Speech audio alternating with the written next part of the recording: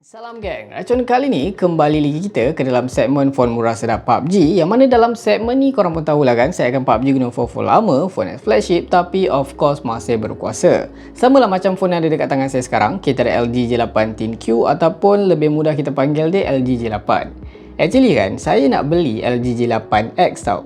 Tapi masa nak payment dekat Shopee tu, saya tak perasan yang saya add to cart LG J8 biasa, bukan LG J8X. Tapi tak apalah, sebab kedua-duanya still pakai chip yang sama, Snapdragon 855, which is chip flagship tahun 2019. Yang mana last time, chip ni kita try dekat Xperia One tu memang super. Mana taknya sampai 2 kali tau video PUBG test saya buat dekat Xperia One nak bagi tahu yang power tak power Snapdragon 855 ni.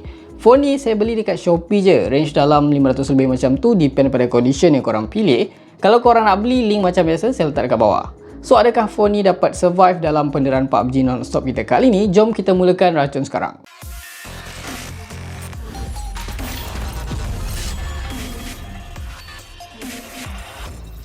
Nampaknya kita dah pun masuk dekat dalam lobby. Kita akan teruskan peneraan PUBG dekat LG J8. So, kita akan cuba tengok lah kan, masih okey tak prestasi phone ni kan pada tahun 2022 ni. Yang mana phone ni dilancarkan pada tahun 2019 tau. So, dekat sini kan, untuk bateri sekarang dah penuh 100%. Kita akan gaming ni pakai data bukan wifi. Untuk brightness, saya dah setkan yang paling tinggi. Dan auto brightness pun saya dah offkan. So, kita akan buang dulu segala recent app. Kita nak tinggalkan PUBG Mobile sahaja untuk dapatkan performance yang lebih lancar. Anyway, untuk unit yang ada dekat tangan saya sekarang ni memang version dia 8GB RAM. So, kita akan tengok nanti macam mana performance dia. So far, dia punya spek tu lebih kurang macam Xperia One lah. Kalau Xperia One tu pun saya dah puas hati dah kan. Phone ni dikuasakan dengan chipset Snapdragon 855 tau. Which is chipset ni kalau performance dekat Xperia One before ni saya dah memang sedap. So, rasanya mungkin yang ni pun sama lah kan. Tapi kita akan tengok nanti macam mana. So, kita sekarang ni akan tengok dulu setting kewajipan lah kalau korang tertanya kan. So, dekat grafik dekat sini, highest grafik of course korang mendapatkan HDR Extreme ataupun Ultra HD. Tapi gaming test ni kita just nak pakai Smooth Extreme 60fps sahaja. Untuk audio tak ada masalah lah untuk korang dapatkan Ultra. So, sekarang ni kalau korang dah ready, kita akan main map rank. Kita akan main map dekat sini. Erangel dulu kita akan mulakan. Kalau korang dah ready, kita akan cabut port USB-C di bahagian bawah dulu. Kita akan start timer dan kita akan start game sekarang.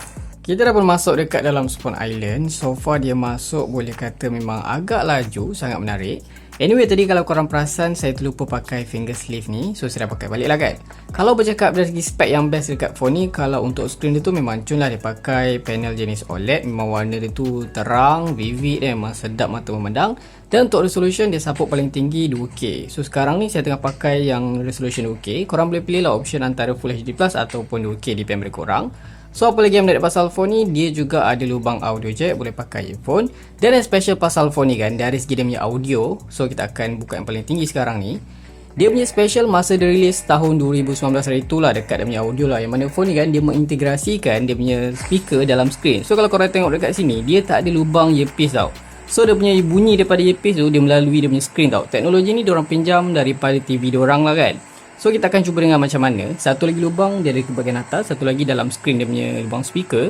Agak menarik features ni. Rasanya untuk sekarang phone latest ni macam tak adalah pakai teknologi ni kan. So kita akan cuba tengok nanti macam mana. Anyway, kalau untuk features gaming pun ada, tapi features yang ada ni macam basic-basic je lah.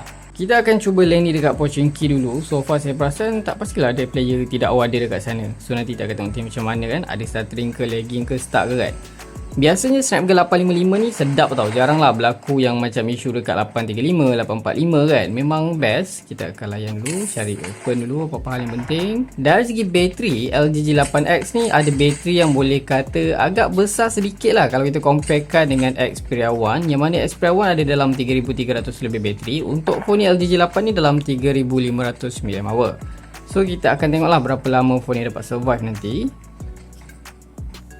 Untuk gyro macam korang nampak, dia ada gyro yang boleh kata agak accurate, sedap untuk korang gaming. Dan phone ni agak nipis, tak berat pula tu. So bila korang nak pakai gyro tu memang sedap.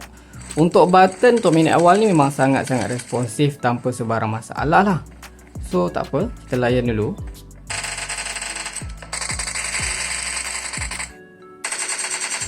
So far untuk 30 minit awal ni dalam keadaan aircon terpasang ni, segalanya terasa sangat okey lah, tak ada masalah, tak ada isu yang pelik-pelik saya jumpa. Memang boleh kata smooth, tak ada lag, tak ada stuttering. Kalau ada terasa lag pun dalam keadaan korang tengah bawa kenderaan, jalan macam biasa lah. Kalau macam ada enemy, okey lagi. Untuk bateri lebih kurang 11% dia dah drop. Untuk bacaan suhu pun rasanya tak panas mana lah phone ni, just nice kan. Sebab kita pun pasang aircon. Di bahagian hadapan kita dapat paling tinggi sekitar 35-36 darjah Celsius sahaja tadi. Kalau di bahagian belakang kita akan cuba tengok juga. Anyway, saya agak suka tau rekan yang ada dekat LG G8 ni. Kalau nampak, dia punya rekan kamera tu dia dah ada dekat dalam dia punya body tau. So memang nampak macam smooth kan, tak ada nampak macam bump kamera dia timbul. So far di bahagian belakang paling tinggi kita dapat pun sekitar 36 darjah Celsius sahaja. Kalau bercakap dari segi prestasi pun memang tak ada masalah lah, just nice. Cuma kan saya perasan benda yang macam, saya tak tahulah ni kekurangan ataupun kelebihan, macam korang tahu tadi. Teknologi yang dipakai dekat phone ni kan, di bahagian atas ni korang nampak tak ada lubang, yang mana dia punya speaker tu dekat dalam skrin tau. Bila kita naikkan volume tinggi, kalau macam ada tembakan apa bunyi kuat, dia akan rasa gegaran tau dekat skrin. Kadang-kadang rasa macam kurang selesa, tapi tak ada masalah lah. So kita akan teruskan lagi, kita akan tunggu lagi sejam.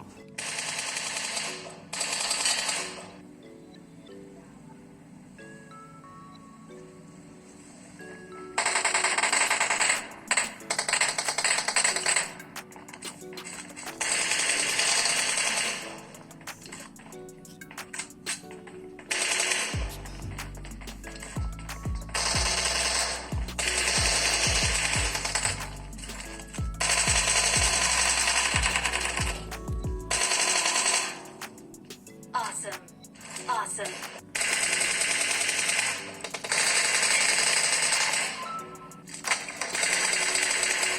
Nampaknya kita dah pun PUBG lebih kurang 1 jam lah tanpa henti kan dalam keadaan aircon terpasang. Yang mana sekarang kita akan cuba tengok dulu bateri dia, berapa banyak yang drop kan. So dekat sini 77%, 1 jam ni which is bateri drop dalam 23%. So saya rasa punya bateri health tu masih ok lah walaupun ni full lama. Kalau tak ok, biasanya kalau 1 jam tu dia dah drop lebih kurang 50%. So far ni just nice lah kan. Ok, so kalau dari segi bacaan suhu macam mana? Kita akan cuba check dulu pakai alat kita. Kalau di bahagian hadapan dekat skrin paling tinggi dalam keadaan aircon terpasang ni, kita dapat sekitar 35 darjah Celsius di bahagian hadapan. Kalau di bahagian belakang kita akan cuba tengok paling tinggi kita dapat dekat sini berapa. Kita dapat sekitar 34, 35 jugalah paling tinggi. So macam mana pula bercakap dari segi prestasi kan. Kita akan off dulu volume ni, mic ni, speaker member ni bising. So untuk prestasi dia saya terasa masih awesome, tak ada masalah. Saya dah try lah landing tempat banyak player macam kat Bukit, memang tak ada stuttering, tak ada lagging. Korang nak rush enemy satu squad pun memang tak ada masalah, memang terbaik. Cuma akan ada terasa macam stuttering sikit tu bila tengah jalan macam ni seorang ataupun tengah naik kereta ke apa, memanglah ada terasa sikit. Tapi yang tu normal lah.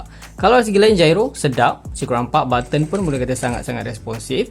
Tak ada isu ghost touch, tak ada, multi touch pun ok. So kita akan cuba teruskan gaming test kita ni. Anyway kalau korang perasan dekat screen korang tu mungkin macam ada flickering dekat kamera saya, tapi dekat screen phone ni ok, tak ada isu tau. So kita akan cuba try lah member dan knock tu.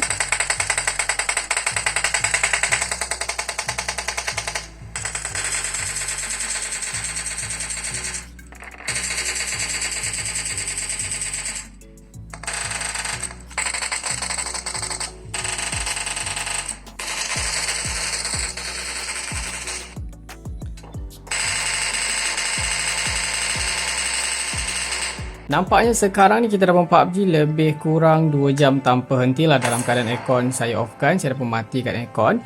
Yang mana bateri sekarang tinggal 48%. So saya perasan kalau dalam keadaan aircon kita offkan ni, bateri lebih cepat drop lah kan. Dari segi bacaan suhu kita akan cuba cek sekarang. Di bahagian hadapan ni paling tinggi kita dapat sekitar 41-42 darjah Celsius paling tinggi geng. Kalau bahagian belakang saya akan buka dulu casing. Kita akan cuba tengok berapa bateri kita dapat. Dekat belakang rasa macam tak panas mana tau. Di bahagian bawah ni kita dapat sekitar 38, di tengah 39, 40 darjah Celsius paling tinggi kan. 41 paling tinggi macam korang nampak. Dari segi prestasi dekat sini memang masih awesome. Snapdragon 855 ni memang masih powerful. Boleh lagi lah korang nak guna untuk tahun 2022 ni. Performance dia tip-top. Dia boleh katakan overall dia punya bacaan FPS tu masih stabil. Cuma adalah certain time kan, kadang-kadang tu memang terasa macam agak drop lah, FPS dia tu tak berapa nak stabil. Tapi tak ketara lah, boleh kata minor saja. Korang still boleh nak rush enemy, turun tempat banyak player pun masih tak ada stuck beberapa second, memang tak ada. Untuk ghost touch tu tak ada isu, multi touch ok, gyro pun sedap, button pun responsif. So kita akan cuba try, kita akan main lagi, kita akan tengok berapa lama phone ni dapat survive kan.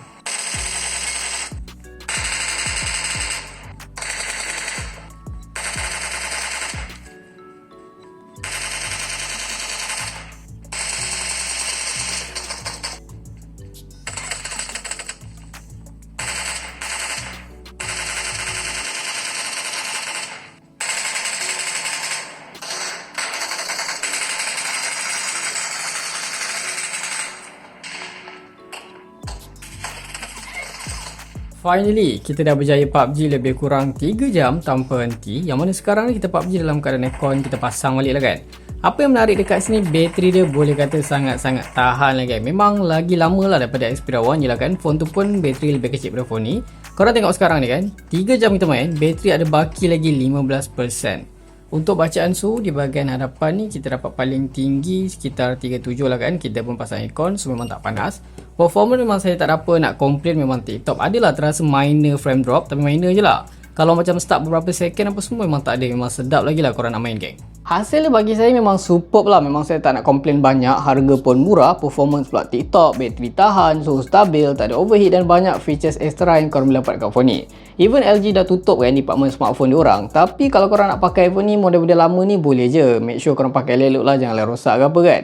So geng, apa pendapat korang? Macam biasa kalau korang suka video ni, jangan lupa lah tinggalkan like, share, komen dan subscribe. Itu saja racun kali ni. Jumpa lagi di racun-racun seterusnya. Assalamualaikum.